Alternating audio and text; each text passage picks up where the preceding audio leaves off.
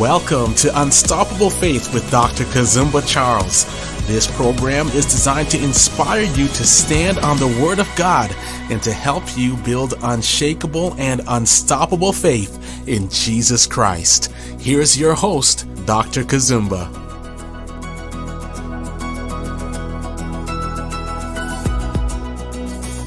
Shalom and welcome to Unstoppable Faith. This is Dr. Kazumba Charles. Thank you so very much for joining us once again this week. Hey, we're so thankful for all the testimonies and all the report that you keep sending in of our Unstoppable Faith program has been a blessing to you. On today's program, I have another incredible guest who's going to grace this show, a great man of God. We're going to be talking about the men we need. Yes, the men we need. Now, this is not just for men. I want you women to stay put and hear what Brant Hansen, the author of this powerful book here, The Men We Need, God's Purpose for the Manly Men, the avid endorsement or any man willing to show up. I love that. This is very provocative. Let me welcome my guest here. Brant, welcome to Unstoppable Faith. I am very happy to be here. Thanks for having me. Why this topic? That's what I want to say first. You know, I feel like there's, especially in the West, there's a lot of deconstruction of what masculinity is, and that can be really helpful because we can have some terrible examples of toxic masculinity.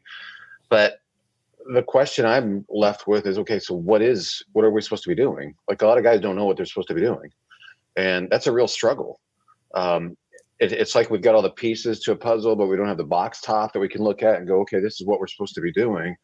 And that's really hard to live out if you don't know what good masculinity actually looks like, the kind of masculinity that is life-giving, not just for us as men, but for the people around us. And I honestly feel like there's a big hole there where guys actually don't know what masculinity specifically is when it's done right. So I'm trying to paint that picture and not just deconstruct, but actually have a construction of something good. So that's the idea with this right now. Oh, that's so good. Now, I want to tell you about, we have a global audience here from around the world, United States, Canada here, and Africa. In Africa, actually, we are picked up by Live TV right there in Zambia. And you have been to Zambia before, and you will be possibly going to Lusaka again. So if you're watching from Zambia, stay put. We'll tell you how Brant Hansen will be visiting Zambia there. But I want to go to this question here. What do you mean in your book when you say you'd rather skip, past the arguments currently raging about gender? Is that even possible? Well, it may not be possible. I'm trying because it's like, honestly, you can write an academic treatise and you can make arguments. And I think there's a lot of arguments that need to be made, but people are writing those books. And there's a lot of really thoughtful believers that are making the case about what masculinity or what male and female is. Does it, how that reflects the image of God, why it's important, all that sort of thing. But on the ground, like if you're a 20-year-old guy or even a 50-year-old guy, you'd like just some advice on how to live. Like you want to know, well, what is it I'm supposed to be doing? I know what I'm not supposed to be doing, but it's just like the book of Proverbs. It's not a bunch of arguments per se, but it's wisdom about how to actually live your life. And I'm trying to just go, hey, everybody else can write those other books. Those are important. The argument books that get into why male and female matters and why it's such a big deal. But as far as this book goes, I just wanted to be incredibly practical, like on the ground. Here's how we can actually live in a way that really gives security to people around us. And that's a beautiful thing. So that's why. Oh, wow. Now, what has been the general reaction, especially from women about this book, The Man We Need? It's been remarkably positive. And especially if you read the book, I think you'll see why. And this is from a lot of women with very strong opinions, very intelligent, insightful people have read this book. And they agree that this is what men are supposed to be like. We're supposed to be keepers of the garden. And when we do that job, people around us can flourish and bloom. Like this is what we do. We create a space that's secure for women and children around us, like in our family. So if men actually live this out, if we got a picture of, okay, we're supposed to be a keeper of the garden, that's the job Adam was given. If we did that, it would be to the benefit of the vulnerable around us. There wouldn't need to be a Me Too movement, for instance, on Twitter, because we wouldn't do that. We would understand we're not supposed to be the people who make women feel insecure. We're the ones that should radiate security to them. So women reading this and going, oh my gosh, that's exactly what I would like for men to be, my son, my husband, or the guys in our culture. It's very positive. The biggest question has been, and I get a kick out of this, but I appreciate it, women saying, okay, how do I give this to my husband in a way that he's not offended? Like, I want him to read this book, but I don't want to be like, hey, you better read this book. So when they read that and they see what I'm actually saying, it is something that they're like, I want men to understand this is who they're supposed to be. It's true. So it's rooted in Adam's job, but I try to flesh out exactly what that looks like in the modern world. Now, you emphasize in this book, and you make that, emphasis as you point out in this book, that this is not a stereotypically manly, manly man or outdoors man. Can you just touch on that? Yeah, it's because a lot of books that are written for guys, they do make that mistake, I think, which is equating masculinity with the trappings of that. Like being an outdoorsman. There's nothing wrong with being a hunter. There's nothing wrong with having an awesome motorcycle or a big truck or all that, like whatever, playing football, whatever. But that's not the essence of masculinity. The essence of masculinity is what I'm getting at about being the keeper of the garden. And you can do that even if you're not physically imposing, even if you don't hunt. Like I literally play the flute, and not many guys in America do that, but I do that. Like, I play the accordion, also not very popular in America, but but I could still use the skills that I have. I'm not good at fixing things around the house, for instance, but I have what I have. And I make my wife feel secure, and my kids grew up around me feeling secure, and our neighborhood is safer because I'm here. I have what I have, and I'm able to use the words, like for my work with, I was telling you about the hospital I work with called Cure. These are children's hospitals. They're all about Jesus and healing kids with correctable disabilities. But I use my words to try to support the work of this hospital that takes the weakest kids in our cultures, the ones with no money, the ones that are considered cursed because they have some sort of disability. And I get to be, God uses me to be their protector. And I love that. So I'm trying to tell guys, you don't have to be this stereotype. What you have to do is to say yes to this idea of being a protector and somebody who creates a space for people to thrive around you. Wow. Now, the stuff you write about in this book, do you really think, will make men more attractive to women? Totally.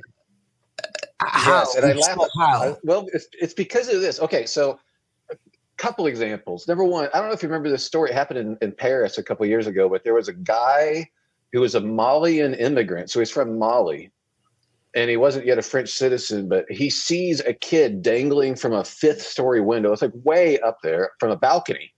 And the kid's like 4 years old, dangling, like going to fall to his death at any moment. There's a crowd watching. So this guy from Mali just starts climbing. He goes up he climbs to the next balcony and the next one, and lifts himself up, and grabs onto another one, lifts himself up, climbs up, and risks his own life, gets up to this kid and grabs him and takes him over the balcony railing back to safety. Well, he's a hero, and women went wild over him. They're like, that's a man. But the pictures of him or the video, you can't even see him. Can't see his face. Doesn't matter. The other guy in this story is the kid's dad, who was inside the whole time, a few feet away from the kid playing video games. Wow. And you can't tell. See, women, when they hear this story, they're like, one guy is incredibly attractive, the other guy is repulsive. It doesn't even matter what they look like. So I'm trying to tell guys this, like, this isn't why you do this keeper of the garden thing. It's not to be attractive to women, but women are really smart. And they intuit what we are supposed to be about, what we're for. So there's something, when women actually see us do this, and we do provide them security, and we provide security for the vulnerable around us, something resonates with them where they're like, that's it. That is masculinity at its best. And I'm telling you, it doesn't matter what you look like at that point. You can be out of shape. You don't have to be ripped. You don't have to be a jacked athlete. But if you embody that for your wife or the people around you, women do find that more attractive. That is a fact. Wow. And, I like what you said right in the beginning. You said your community is safe because you are there. And that guy was able to risk also the guy from Mali in France there. We all saw the news. He was able to risk his life because he was a man who wanted that his community, because he was there, there was no need for that kid to fall to his death. He had to go to the rescue. I love that. Now, there are 6 decisions you write about in the book that will set men apart from others. One of them is forsake the fake and relish the real. What do you mean by that? Well, it's very easy for us right now because of technology to get lost in our video games and the other stuff like pornography that'll trip us up in our lives and take us away from reality. And the problem is that stuff pays off with a dopamine hit. Like it gives us pleasure consistently versus real life is hard. Like in a video game, I level up all the time. I could play FIFA and win the championship, every day and get the rush from that. But I haven't actually accomplished anything, not in reality. Mm-hmm. And I could feel like I'm having relationships with women, but I'm not. There is no real woman coming through the pixels on a screen that's challenging me to grow up. Like a real woman will challenge you and you will grow up as a result of it. What I'm trying to tell guys is don't go through your life like that, where you've got the dopamine hits, but you look back at age 60, 70, 80, 90 years old and go, everything I did was virtual. You don't want that. That's a tragedy. You were given your skills, your purpose, whatever you have, you were given that for a reason. Mm-hmm. And a lot of guys will say, especially in the West, and I'm sure this is spreading to Africa as well, but like the idea that as long as I don't hurt anybody else, what's it matter what I do? Yeah. And in the West, that's a very common idea. And I'm trying to tell guys, like, you think you're not hurting other people, but you are. Mm-hmm. Because we needed you out here. Yes. Our culture needed you. The neighborhoods need you. The kids around need you. There's a woman who would benefit from maybe a man like you growing up and becoming a great husband and father, but you didn't show up. So we are hurting because you're not showing up. So the idea that you're just in this kind of zone by yourself in your room, it's not true. We needed you. God had a purpose for you, a beautiful one, and we need you to say yes. Wow. I love that. Now, here is another decision you say a man needs. You say that man needs to take responsibility for their own spiritual life. How can a man do that? I try to emphasize something, what I'm learning in life. I used to become discouraged because I'm not very emotional. And I would see other people in church, and I know you know this, Dr. Charles, but like you see churches can be set up to produce emotional responses. Mm-hmm. And that can be okay.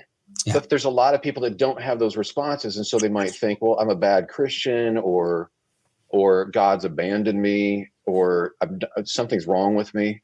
Mm-hmm. And what I'm trying to tell guys is actually what God is looking for mm-hmm. is something you can do every day. And that's believing loyalty. Yes. He's looking for steadfast loyalty where you just keep showing up and interacting with him like every day. Mm-hmm. Just keep going back, even though you're a sinner, even though you failed, like all that sort of stuff you could get off, you could get lost in. He's paid the price for your sin. Just keep showing up and interacting with him. Look at the characters of the Bible who do that passionately mm-hmm. and keep like you can do that. So a lot of guys understand loyalty, but emotion is a little bit kind of a different terrain. But I'm trying to say, hey, look, it's not about emotions can be good, but it's not about emotions. Jesus is always talking about obedience and following him. And that's something we can keep showing up and keep doing. And that's where everything starts with. That's where everything comes from. It's going to be that relationship with God. And I like that because you see, for the most part, we have, in churches, we have attributed actually, those emotions as God being around. Right. That's why others feel like if I'm not emotional, then the presence of God is not there. But it is not exactly that at all. Right. God's better than that. he doesn't disappear if I'm not having the emotions. Like No. maybe because I needed a nap, or I needed to eat, or there's a lot of reasons my emotions could be gone. But it Yes. didn't mean that God. It doesn't mean God left. And it's a very important point you point out there. I hope, Maine, as you're watching, you're getting that. Now, I want to go to this interesting one. I found this question, that you answer in the book so interesting. You say that an angry man isn't attractive to women, but a man of action are. Talk about that.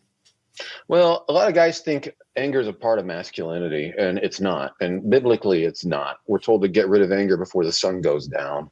But we've made that mistake, and we think it actually helps us to be angry. It doesn't. It clouds our judgment. Proverbs says that anger resides in the lap of fools. And what I have found is that if I'm an angry man in my home, my wife isn't attracted to me because she feels less secure. She wants me to create a place, a space, and an atmosphere that is secure. You want people to feel, you want innocent people and vulnerable people around you to feel more secure because you're there. They don't feel that way about an angry man. However, a guy who actually is willing to do whatever it takes to defend his family and to love them and the people around him, that's a different story. So I used an example. It was fairly recently, but there was a big ruckus going on in the street outside our house late at night, and my wife was upset about it. I was like, "Why don't just go back to bed? Big deal. They're outside, in the street. It doesn't matter." Well, she was annoyed. She went downstairs. I'm still lying in bed. I thought, "Brant, get up, do something. You can't just let your wife deal with it." Mm-hmm. So I came down, put on a jacket, walked outside to confront all these guys out on the street. And as I walked out, they all left. I didn't even do anything. Wow. And I don't even know I don't even know if they left because of me or they were just leaving. Like, I have no idea. But I turned around to come back in the house, and my wife was like, "That is so attractive." Wow. I can't and I'm like, I even said I didn't do anything. But here's the thing: being willing to do something. Yes. Cool-headed. Yeah. But because you want to defend those who can't defend themselves, or people like that. That is a wonderful thing for a wife to see in a husband. She loves that. If you're so passive that she's worried that you'll actually be willing, then that is a source of insecurity and instability for her, and that's not good at all. Wow. I love that. I love that. Probably they left because they saw a man come out. They saw the real man came out. Like you write here, may the real man show up.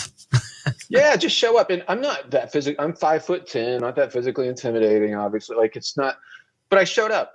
Yes. And what I'm trying to tell guys too, and I think this is really important. Like, a lot of guys will say, "Well, I will defend. I am willing to defend. If there's an intruder coming inside the house, I will defend my wife and kids. I would absolutely do that." Like, that's good. But here's another thing you should know. A lot of times the intruder is you. Yeah. I'm the intruder if my words are actually causing harm. Wow. And they're not building people up in my own home. I'm actually the threat. Mm-hmm. So I'm supposed to protect this garden, but instead I'm the enemy within the garden. Mm-hmm. That's not good. So no. I've had to think about that. Like, how are my words actually building security for my kids, my family, my wife, and the people around me, instead of making them feel less secure? I want to just exude that sort of keeper of the garden thing, so that they can flourish, and these little blooms get to become everything they could. Wow, that is so powerful of a point you make right there. We want to, protect our families from the intruder, but the intruder may be you. That is so reflecting, intruding through our words that we speak, negative words. That's a really powerful point you make there. I want to go to this question, my brother. In the book, you give a definition of real love. Could you share what it is and why it is crucial to understand in the context of manhood? Yeah, so love is used, as you know, in just about every song, every pop song ever recorded practically. Like, it's all over the place. Love means you want the best for the other person. But the way it's used in songs, poems, it's like, "Oh, I love you. I love the way you do this. I love how you make me feel. I love. Well, that's not love. Because if you love somebody for the way they make you feel, what you're really saying is you love you. And Dallas Willard uses an example. He says a lot of people will say, "Oh, I love chocolate cake." He's like, "Do you?" Because actually what you want to do is destroy it. Yeah. So, but we're saying, I love the way it makes me feel. Yes. So you enjoy, but real, actual love. And it's very important for a guy to understand this. When you love your wife, you want the best for her. You're not just after what this woman can do for you, how she makes you feel. Because those feelings will dissipate, and then you will think, I don't love her anymore. You just misunderstood love. That is so costly. It's one of the most costly things in our culture, unfortunately, is that confusion of what real love is. Wow. Well described. Now, in the Bible, obviously, when we talk about Eve, Eve is described as Adam's helper. In your view, does that make Adam's assistant, or what does that mean? Well, it's funny because that same word, it's E-Z-E-R, and I'm no Hebrew expert at all, but as I study this, it's used a lot, like dozens of times in the Old Testament. That's like the only time it's translated helper. The rest of the time it's used like to describe God coming with his armies to rescue us. Like it's rescuer, it's strong rescuer. These are the words that it usually gets translated to. So I don't think helper quite catches it. I don't think it's as fair to Eve as the other translations that describe her as a strong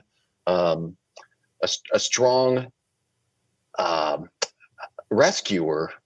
So that is her role. Like she performs that role for us.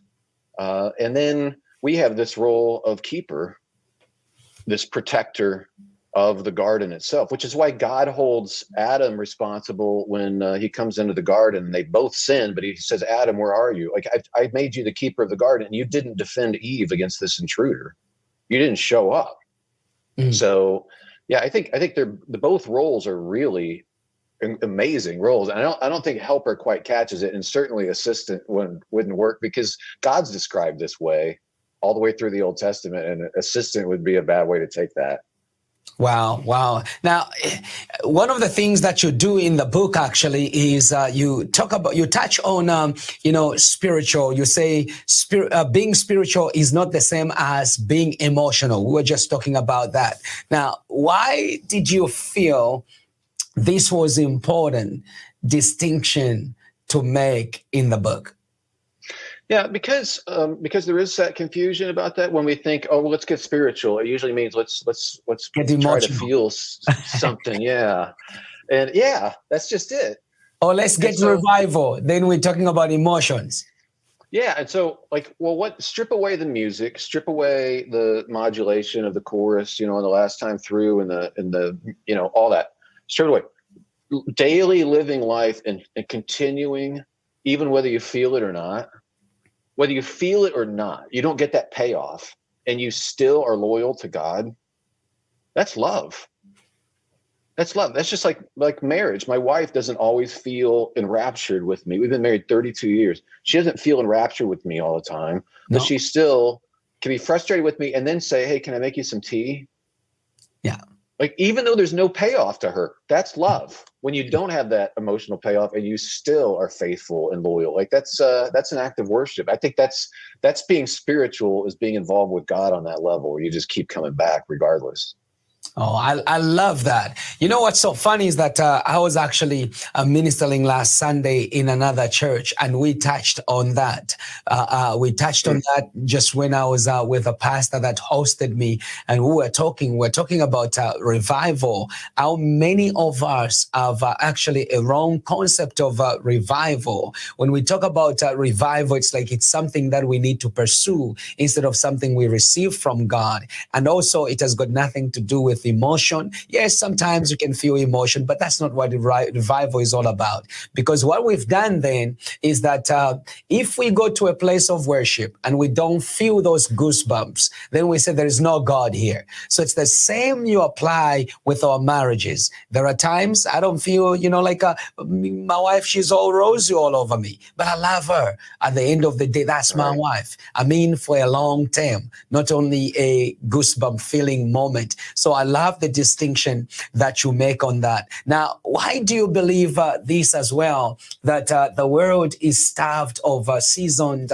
other-centered men who can offer guidance and keep kindness, deep kindness, sorry? This is just my opinion. I have no data to back this up. I suppose I could research or something, but my own observation has been that there's a lack of guys, 60s and 70s, for instance, at least where I live in America, who are acting as mentors or are other-centered guys who are at peace. There's still a lot of needy guys in their 60s and 70s, and it's not a pretty picture. But we need that. We need. I feel like there's a generation kind of missing. So that's been my experience, and I say that because I want to grow into that kind of guy, and I want to become less and less needy, where I'm still trying to prove my own significance. I'm still chafing to show everybody how important I am, or accomplish something, to prove something to somebody. Like, we need some guys who are done with that. Yes. They can actually think about other people and listen and actually sit and listen and think, how can I be a blessing to these people, instead of trying to prove myself and build my thing. So that's just my opinion. I feel like there's a lack of guys like that. So I want to be that way if I can. And that is the center of ministry itself. If you look at Jesus, he willingly gave himself for others, and we should be not self-serving, but serving to impact other people, uplift other people. That is a powerful point right there. I want to end with this, my brother. What is your hope for men or male that read this book? I want you to have a vision for who God has made us to be that's actually really beautiful and motivating. Because it's hard to say no to a lot of the stuff that our culture serves up if there's something more beautiful. If there isn't something more beautiful that you're exchanging that for, like addicts will tell you that. It's not easy to just say no to something for just no, I don't want to do that. It's like no, because there's this other beautiful thing. And I honestly hope that if people read the book and they see this picture of what that is, as I'm trying to lay it out, that they'll go, I want that. That is the guy I want to be. I think a lot of guys will react that way, and I think a lot of women are rooting you on to become that guy. But I think when you see that, it makes saying no to a lot of other dumb stuff and foolish stuff and hurtful stuff and sinful stuff, it makes saying no to that a lot easier, because you've got this vision now for who you want to be. And it's actually beautiful, and it's life-giving, not just for you, but people around you. That's what's wonderful about it. How about women? Because women, obviously, they're going to read this book as well. What is it that you hope for them to take away from the book? Well, if they're moms of boys, I think it'd be incredibly helpful on one level. The other thing is, when you become aware, even if your husband doesn't read the book, or your boyfriend or whatever, when you see this and you've got a concrete idea of, oh, that is what men are for. We need these men. This is what. You will call that out of them. And you're very effective at doing that. Women are very effective at shaping our behavior. When my wife, for instance, said, oh, wow, that was so attractive when you went out the door. Well, guess who was going to remember that forever? Like, if I could just show up and I'm willing to do what it takes to be actively she finds that attractive. Well, that makes me want to do that more. So I think there's something about having a concrete idea, even in the female mind, that's going to be helpful to the men around you, because you know what they are when they're at their best. I'm trying to give you words for that. You may implicitly already kind of suspect it, but hopefully this gives you some words around that.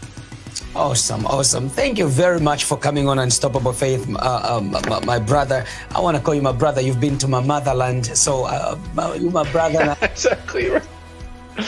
So fun. It was great to be with you too. Great questions too, man. You're a good interviewer. In addition to all the other stuff you do, you're good at this. Oh, we're thankful. We're here to serve. But here, my viewers are asking right now, where can we go to connect with you for more questions? Because we barely scratched the surface here. There are some more, you do the radio program. Where can they go to connect with you, as well as to purchase a copy of this book? Well, the book's on Amazon or all the Christian book places too. But yeah, it's really easy to get. It's at all the book places. If you have questions or whatever, you can email me. It's pretty easy. It's just brant@branthansen.com. BRANT@BRANTHANSEN.com, and you can find me there. And I love engaging these ideas. And you can see the information right on the screen there. God bless you for joining us here on Unstoppable Faith. Remember to join me every Wednesdays as I bring you Kingdom Insight, where we teach the Word of God in context. And we bring you again other men of God on Unstoppable Faith that will be a blessing to you. Keep bringing in and sending in those testimonies of how this program is impacting your life. Until then, may the Lord bless you. May the Lord watch over you. Shalom, shalom. Faith is the currency of the kingdom of God. Thank you for tuning in to Unstoppable Faith with Dr. Kazumba Charles. If this program has been a blessing to you, write to us at life@kazumbacharles.com and share your testimony.